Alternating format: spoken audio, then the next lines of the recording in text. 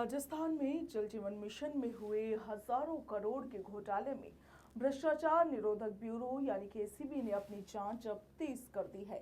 ACB की chargesheet और प्रारंभिक जांच के आधार पर ये संकेत मिल रहे हैं कि यदि इस मामले में भ्रष्टाचार निवारण अधिनियम के तहत दोष सिद्ध होता है तो पूर्व जलदाय मंत्री महेश जोशी और इनके साथ सेवानिवृत्त आईएएस सुबोध अग्रवाल सहित अन्य आरोपियों को अधिकतम 10 साल तक की कठोर कारावास की सजा यहां पर हो सकती है।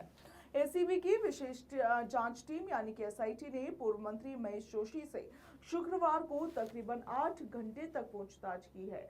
इस जांच का मुख्य केंद्र इरकॉम की ओर से भेजी गई वो गोपनीय ईमेल आईडी थी जिसमें ठेकेदारों की ओर से किए जा रहे फर्जीवाड़े की जानकारी दी गई थी।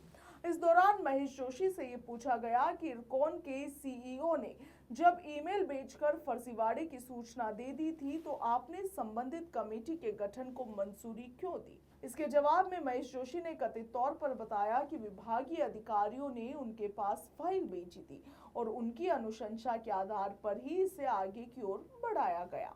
वहीं सवाल ये भी किया गया कि ये ईमेल गोपनीय थी, फिर इसकी जानकारी विभाग से बाहर आके ठेकेदारों तक पहुंची कैसे।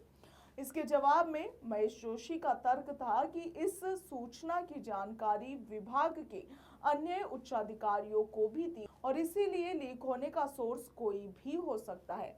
वहीं एसीबी ने महेश जोशी से पूछा कि क्या संजय बड़ाया के जरिए ही विभाग में रिश्वत का पूरा नेटवर्क संचालित हो रहा था।